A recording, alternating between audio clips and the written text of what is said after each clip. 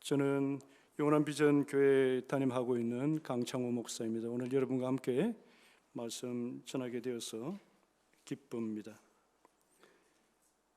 오늘 본문 말씀은 여호수아서 1장 8절 말씀입니다. 같이 한번 읽어볼까요?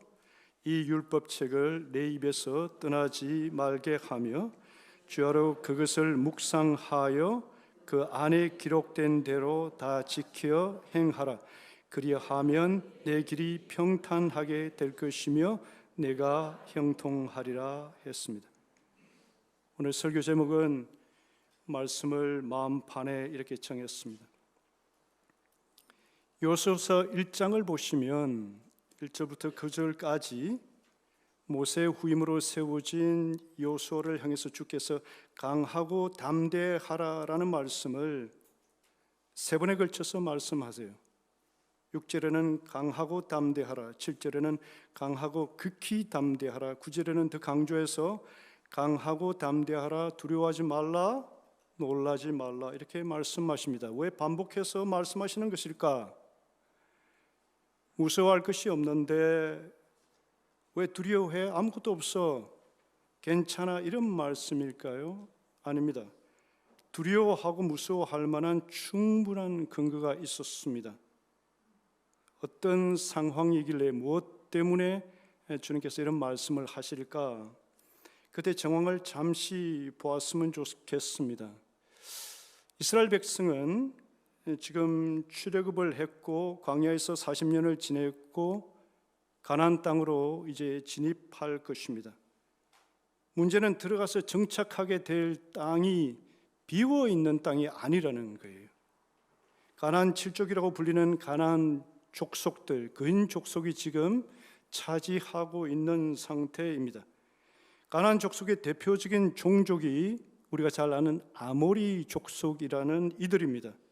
40년 전에 모세가 12정탐꾼을 보내었을 때 보고한 내용에 보면은 민수기 13장에 모든 백성은 신장이 장대한 자들이라 이런 표현이 나오고요. 거기서 네피림의 후손인 아낙 자손의 그인들을 보았나니, 그인들이랍니다. 충분히 두려워할 만한 대상이에요. 지금 이 사건이 있고 난 다음에 약 1000년 가까이 800~900년이 지났을 때 아모스 선지자를 통해서 하신 말씀에 보면 아모스 2장 9절 보십시오.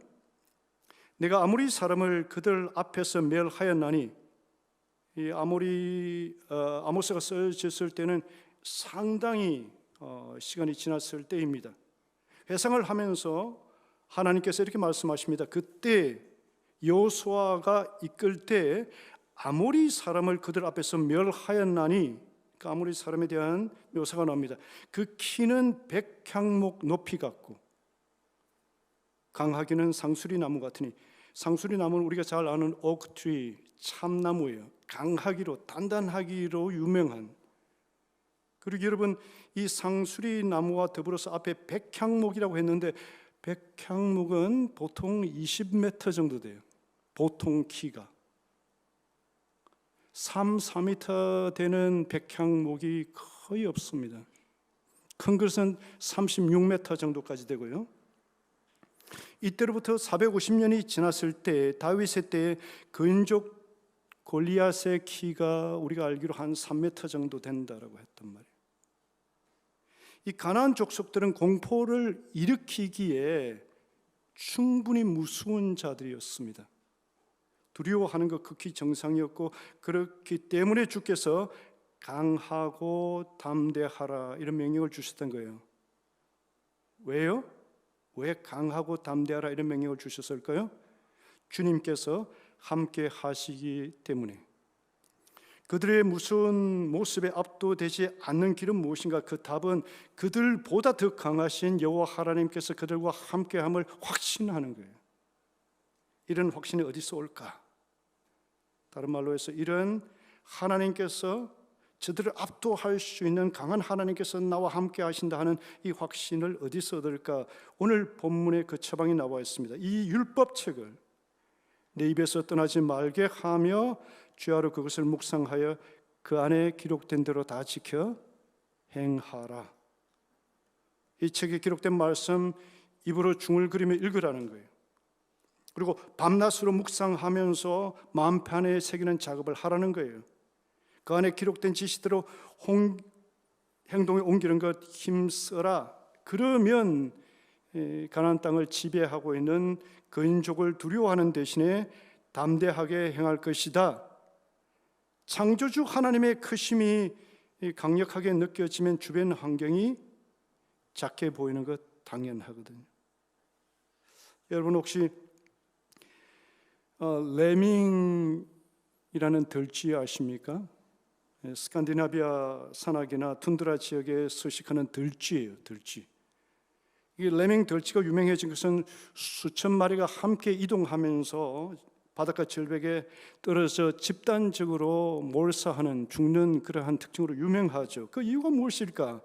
레밍은 집단적으로 움직입니다. 떼거리 본능이 있어서 레밍 한 마리가 달려가기 시작하면 이유를 모른 채 같이 달려가요. 무조건 따라요. 그래서 매우 빠른 속도로 방향으로 움직이는데 물이 지어가다가 절벽 벼랑이 나타나도 멈출 수가 없어요. 왜? 뒤에서 밀기 때문에. 그래서 낭떠러지로 떨어지고 만다는 것이에요. 이 레밍의 모습이 많이 우리의 모습과 닮아 있습니다.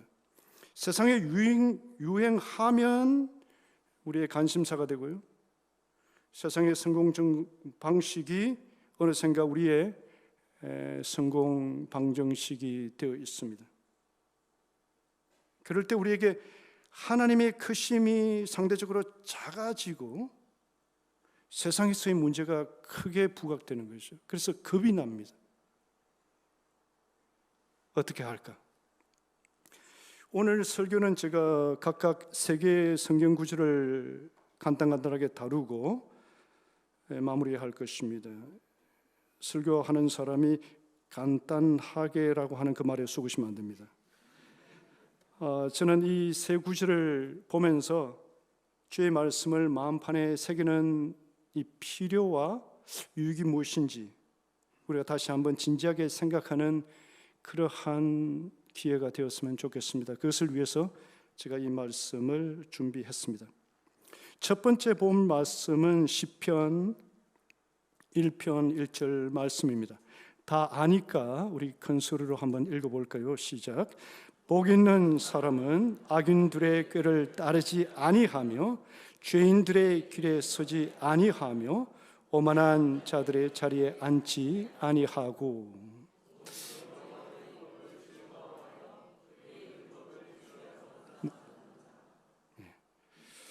자, 대부분의 사람들은 레밍 들쥐처럼 달리고 있는 길이 어디로 향하고 있는지, 아까 보겔 목사님도 디렉션에 대해서 말씀을 하셨는데 그렇습니다. 이 회중이 필요하는 것과 이 교회가 어느 방향으로 가야 되는 디렉션, 그것이 중요합니다.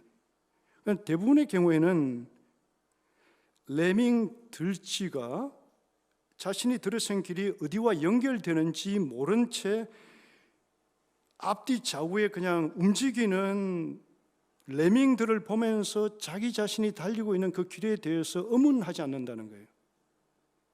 자신이 달리는 길에 대해서 의심하지 아니하고 바닷가 절벽이 나타나고 그것이 죽음으로 이어질 때까지 그것을 보는 능력이 있기 때문에 그냥 달린다는 거예요. 오늘 이 본문 1장 1절에 보니까 복 있는 사람은 어떻게 해요? 복받은 소수의 사람은 다르게 산다는 거예요. 화려하고 매력적으로 보여도 그 길에 하나님이 없으면 그 길로 들어서지 않는다는 거예요. 복 있는 사람은 악인들의 길을 따르지 아니하며 위험한 길에 들어서려고 할 때 이 복 있는 사람이 피할 수 있었던 이유가 뭐예요? 그 근거가 죄인들이 들어서는 길을 미리 피할 수 있었던 그 근거가 2절에 나오는데 오직 여호와의 율법을 즐거워하여 그 율법을 주야로 묵상하는 자로다 했습니다. 이 묵상하더라는 히브리어가 하가라고 하는데요. 하가 이게 의성어입니다. 소리 나는 대로 이제 그 단어가 형성되는 거 의성어라고 그러는데 하가예요. 이는 어떤 때 이 소리가 나는가 하면은 짐승이 작은 소리로 가르릉댈 때, 고양이가 이 가르릉대는 그게 하가예요. 뿐만 아니라 우리가 근심 가운데 끙끙대는 소리 내는 것. 그러니까 묵상이라는 의미는 히브리어로 눈으로 읽고 생각으로 따라가는 게 아니에요. 그거는 묵상이 아니에요. 작은 소리를 반복하는 것입니다. 히브리적인 개념으로. 복 있는 사람이 죄인의 길에 들어서는 것을 피할 수 있었던 이유는 평소에 주의 말씀을 작은 소리로 반복해서 자기만 들을 수 있는 그 정도의 데시벨로 읊조리고 있었다는 거예요. 오래전에 이제 한국에 번역된 것으로 알고 있는데 Heaven이라는 책의 저자인 랜디 알콘 목사님, 이분은 제가 존경할 만해요. 그래서 몇 권의 책을 구입하기도 했는데 이분이 책에서가 아니라 다른 어떤 아티클을 쓴 그것을 읽은 적이 있습니다. 이분은 괜찮은 목사입니다. 하나님을 알아가려고 하고 깊이 알아가려고 애를 쓴, 그래서 제가 주목했습니다. 랜디 알콘이라는 그 목사님, 이런 글을 썼습니다. 어느 날 나는 목사로서 어떤 여성과 상담을 하고 있었다. 그런데 갑자기 그 여성이 나에게 관심을 보이는 것 같았다. 그러나 정작 내가 두려웠던 것은 다음 같은 사실 때문이었다. 나는 처음부터 그 여성이 내게 관심을 보이는 것을 느끼고 있었다. 그런데도 나는 그 관심에 줄곧 우쭐해 있었다. 나는 아직 그녀와 감정적으로 얽히지 않았기 때문에 냉정해지려고 노력했다. 그러나 깊이 빠질수록 내부에서 경고의 종이 울렸다. 쥐레밭을 걷는 기분이었다. 하나님은 내가 알고 있는 모든 음란한 행위가 해롭지 않은 것으로부터 시작된다는 것을 상기시켜 주셨다. 그래서 나는 행동으로 옮겼다. 그녀에게 다른 목사님과 상담 약속을 주선해 주었다. 내 결정으로 그녀의 마음이 상했을지도 모른다. 그러나 그것은 사소한 대가다. 그렇게 하지 않았더라면 무슨 일이 벌어지실지 하나님만이 아신다. 주의 말씀을 깊이 묵상하며 하나님의 말씀을 마음에 새기는 작업을 해왔던 분이기 때문에 많은 사역자들이 빠졌던 죄와 실수에 들어가지 않을 수 있었던 거예요. 복 있는 사람이에요. 두 번째 말씀은 시편 119편 165절 말씀입니다. 이 구절을 좋아합니다. 이 구절을 암송하면서 개인적으로 적용하고 또 기도합니다. 주의 법을 사랑하는 자에게는 큰 평안이 있으니 그들에게 장애물이 없으리다. 이렇게 주의 법이란 말을 히브리 원어로 읽으면 토라테카 이런 뜻입니다. 토라테카, 토라라는 말 있죠. 토라라는 말 많이 들어보았을 거예요. 당신의 토라를 사랑하는 자. 이 토라는 작게는 모세오경, 창세기, 출애굽기, 레위기 이렇게 모세오경을 지칭하고 크게는 구약 성경 전체를 토라라고 이야기합니다. 토라가 가지고 있는 기본 컨셉, 이게 무엇일까? 이 토라의 기본적인 개념은 지침, instruction이란 뜻이에요. 토라는 instruction, 다른 말로 우리가 많이 사용하는 개념으로 치환을 해서 사용하면은 사용 설명서라는 뜻입니다. 3년 전에 무선 진공 청소기를 새로 구입했는데요. 그 전에는 다이슨 것을 사용하다가 이번에 애국자가 되어야 되겠다. 그래서 삼성으로 샀습니다. 기능도 다르고 조립도 다르고 먼지 비우는 방식도 달라요. 그래서 사용 설명서 천천히 읽어나가면서 기능을 숙지했던 기억이 납니다.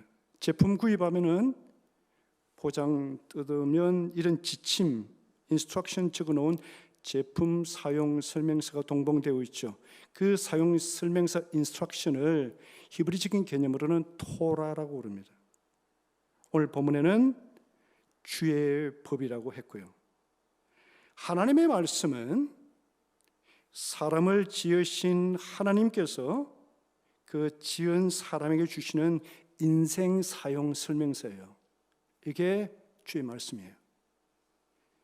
이것을 마음에 새겨놓고 사는 사람, 다시 말해서 창조주께서 창조하신 그 사람에게 주신 것이 무엇인지를 들여다보는 그 사람은 창조주 하나님의 목적과 의도대로 살 가능성이 높아집니다. 그것을 오늘 본문은 주의 법을 사랑하는 자에게는 큰 평강이 있으니 그랬습니다.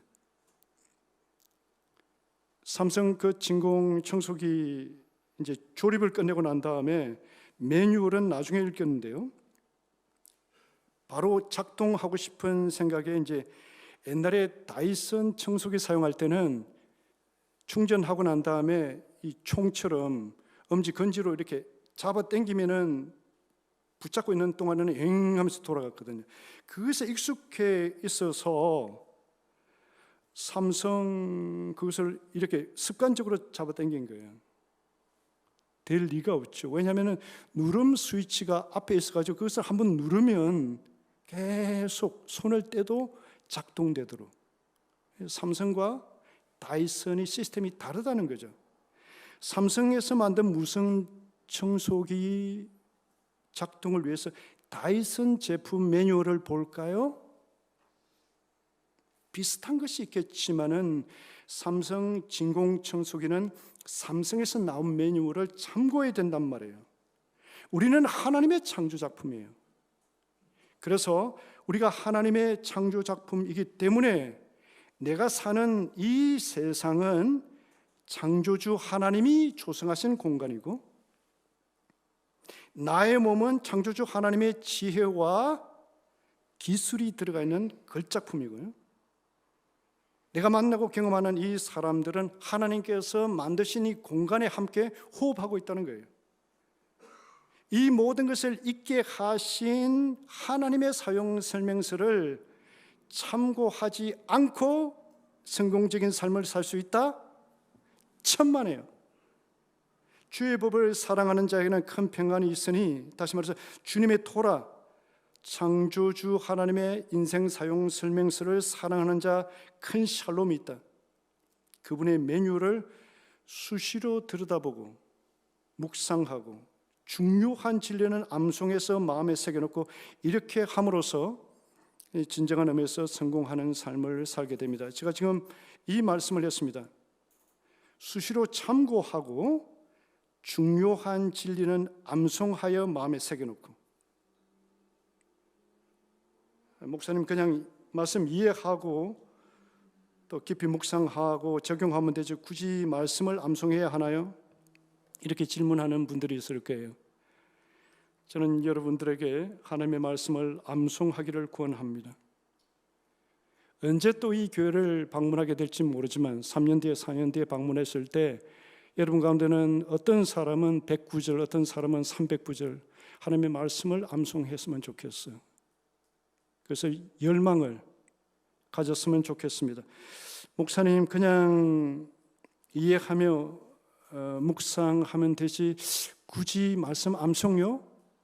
나는 성경을 5번 읽었고 20번 읽었는데 그것으로 충분하지 않을까요? 저는 말씀 암송을 추천합니다. 왜냐하면 우리의 삶을 효율적으로 만드는 것은 전부 다 외워서 하는 거예요.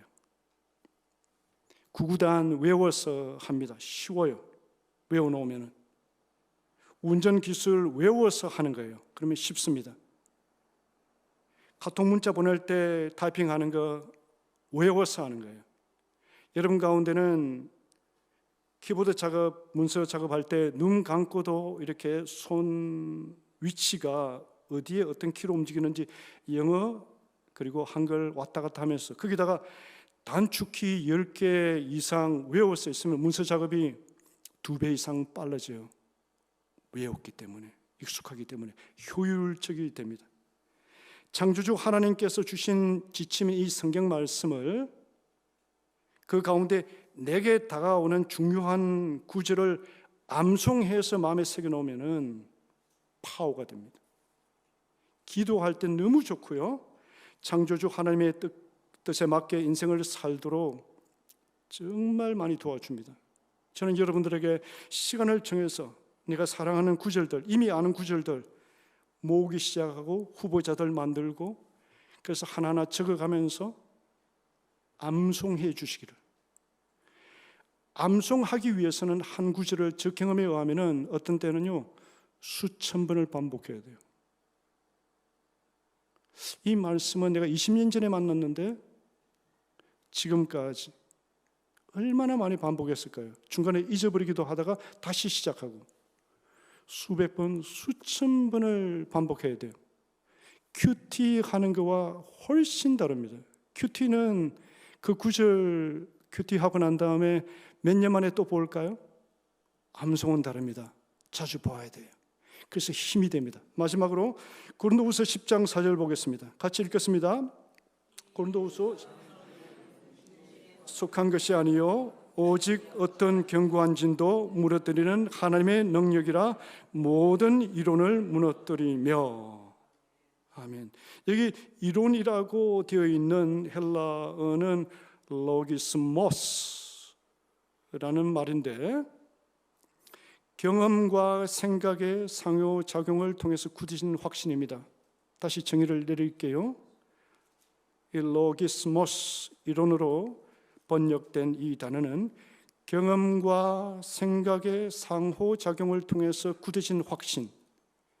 그런데 이 확신이 좋으면 괜찮은데 부정적이고 어둡게 자리 잡은 확신은 참 삶을 힘들게 만들어요. 저와 여러분에게는 어느 정도 다 네거티브하게 가지고 있는 잘못된 확신들이 있습니다. 한국의 정신건강의학 전문의인 박용철 원장이 지은 감정은 습관이다라는 책에 이런 내용이 나와요. 내적 치유 사역하시는 어떤 전도사님이 저에게 선물로 준 책인데 감정은 습관이다. 이 괜찮은 책이에요. 이런 내용이 나옵니다. 60세 되는 김지선이라는 나이 드신 어머니가 방문해서 이렇게 상담을 요청합니다. 저는 걱정이 너무 많아요. 왜 걱정이 그렇게 많습니까? 걱정이 많냐고 물으니까 특별하게 걱정할 것은 없어요. 그런데 자꾸 불안해요. 정신과에서는 이것을 범불안장애라고 한답니다. 사서 걱정하는 사람들이 해당되는 거죠. 이 자랄 때를 물어보니까 강원도 산골 시골에서 2남 3녀 중 맏딸로 태어났는데 아버지는 보통 때는 괜찮은데 술에 취하면 엄마에게 욕하고 때리고 그러면 맏딸인 자신은 이불 속에 들어가서 벌벌 떨면서 동생들을 껴안고 이제 그렇게 시간을 지났다고 해요.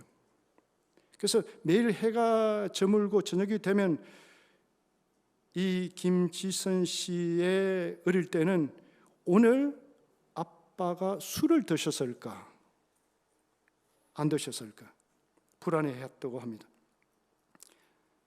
이 사람은 20세가 넘자마자 서둘러 결혼했고 이남 2녀를 낳았고 몇 년 전 이제 50세가 지나면서 경제적으로 부유해졌고 자녀들도 잘 자라서 좋은 직장을 다니게 되었다고 합니다. 그런데 행복감이 없어요. 정말 걱정할 것이 없는데 왜 행복감이 없지? 자꾸 걱정이 들지? 원장님이 이렇게 책에서 말합니다. 참으로 억울한 일이었습니다. 이미 친구가 되어버린 불안과 걱정이 그녀를 잡고 놓아주지 않기 때문입니다. 수십 년간 걱정을 달고 살았던 그녀의 뇌는 한 시간에도 몇 번씩 걱정을 해야 하고 불안에 빠지는 것을 당연하게 여겼습니다. 저는 그녀에게 불안이 습관화되어 있음을 설명했습니다. 사소한 것에도 불안해지고 일어나지 않을 일도 미리 걱정하는 것은 뇌가 불안을 느끼고 싶어 하기 때문이라고 말입니다. 상담가들 대단합니다. 원장님의 말을 듣고 부인이 이렇게 대답해요. 맞아요. 그런 것 같아요. 선생님의 말을 가만히 생각해 보니 아무 일도 없고 평온한 시간이 이어질수록 마음 한구석이 불편해요. 내가 이러고 있어도 되냐 싶고요. 걱정을 해야만 안심하는 제가 너무 답답해요. 너무 억울해요. 그러면서 이렇게 묻습니다. 이런 습관이 되어버린 불안을 어떻게 없애야 하나요? 원장님께서 새로운 감정을 익히기 위해서는 새로운 확신이 필요합니다. 이런 말을 해요. 박영철 원장님의 말을 다시 들어보겠습니다. 새로운 감정을 익히기 위해서는 새로운 확신이 필요합니다. 자기도 알지 못하는 가운데 강한 확신으로 자리 잡았던 걱정하는 감정 습관을 새로운 감정으로 대체하기 위해서는 새로운 형태의 강한 확신이 필요하다는 거죠. 이 부인이 자라면서 부모와의 관계 가운데 경험했던 불안과 걱정의 경험이 그 내면의 이론으로 로기스모스, 강한 확신적 감정으로 자리 잡았다는 것은, 이것을 어떻게 없애요? 어떻게? 예전의 확신에 쏘는 감정 습관 대신에 새로운 감정으로 자리 잡게 하면 되죠. 이를 위해서 필요한 것이 무엇일까? 새로운 형태의 강한 확신으로 대체하기 위해서 4절 다시 한번 보겠습니다. 4절이요. 우리의 싸우는 무기는 육신에 속한 것이 아니요 어떤 견고한 진도 무너뜨리는 하나님의 능력이라 모든 로기스모스 이론을 무너뜨리며. 우리는 과거의 경험이 힘을 발휘하는 것을 알아요. 과거에 들었던 말들, 눈으로 보았던 그 경험이 강한 감정적 확신을 만들어내고 우리의 무의식을 지배하죠. 없어지지 않습니다. 우리가 눌러서 우리 내면 어딘가에 존재해요. 무의식적으로 작용해요.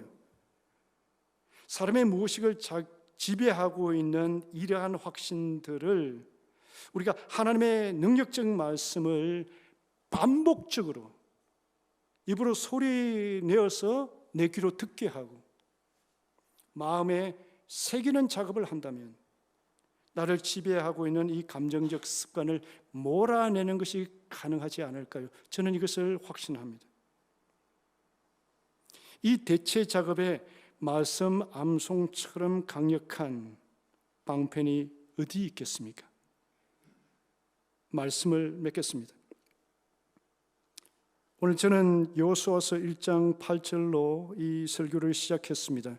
그들은 충분히 두려워할 만한 이유가 있었습니다. 가나안 땅에 들어가니까요.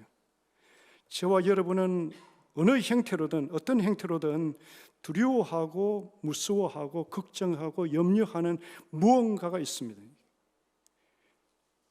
내 가정을 벗어난 어떤 환경일 수도 있고요. 세계적인 환경, 내가 어쩔 수 없는, 아니면 내가 스스로 초래한 관계적인 무언가 있을 수도 있습니다. 그것이 무엇이든 이 율법책을 내 입에서 떠나지 말게 하며 주야로 그것을 묵상하여 그 안에 기록된 대로 다 지켜 행하라. 그리하면 내 길이 평탄하게 될 것이며 내가 형통하리라 했습니다. 이 형통이란 말은 걱정과 근심과 문제가 전혀 없다 이 말이 아니에요. 걱정과 근심과 염려와 도전이 있지만 평강할 수 있는 거예요. 하나님이 더 크게 보이기 때문에. 이 율법책을 내 입에서 떠나지 말게 하며 내 입에서라는 이 표현 주목하신 적 있습니까? 왜 내 입에서 떠나지 말게 하라 했을까? 입으로 소리내어 읽음으로써 말씀을 만판에 새기는 것입니다. 소리내는 것입니다. 생각으로가 아니라 반복하고 반복하여 입으로 소리내어서 만판에 새기는 거예요.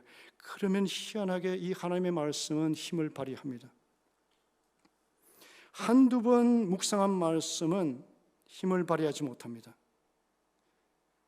이 자연적인 법칙 가운데도 꾸준한 운동이 아닌 가끔 생각날 때마다 하는 운동은 근육을 만들지 못합니다. 꾸준하게 하면은 근육이 생깁니다. 그리고 건강으로 연결이 됩니다. 꾸준하게 말씀을 마음에 새기는 작업을 한 사람은 그의 영적 건강이 분명히 다를 것을 저는 믿습니다. 그리고 마지막으로 이 주의 말씀을 마음의 비밀한 장소에 소중하게 간직하게 시작하면요, 그것이 여러 가지 방법이 있는데 꼭 말씀 암송만이다라고 말씀드리고 싶지 않습니다. 여러 가지 방편이 있어요. 깊이 묵상한다든지 깊은 기도에 들어간다든지 여러 가지 방편이 있습니다. 제가 발견하기로는 암송이 크게 도움이 되더라는 거죠. 크게 유익을 가져다 주는 영적 훈련이더라는 거죠. 그래서 주의 말씀을 마음의 비밀한 장소에 소중하게 간직하기 시작하면, 저장하기 시작하면 마치 우리 내면에 오랫동안 숙성시킨 미움과 판단이나 불만이나 썸뿌리나 이런 것들이 저장해 놓으면 힘을 발휘하잖아요. 내 생각에, 말에, 보는 관점에 저장해 두는 것이 힘을 발휘해요. 그런 것처럼 하나님의 말씀을 내 마음에 저장해 놓고 숙성시키면 그 사람 인격 자체를 주장하는, 지배하는 힘을 발휘한다는 거예요. 이러한 은혜가 주님의 교회 성도님 전부에게 가득하기를 주 예수의 이름으로 축복합니다.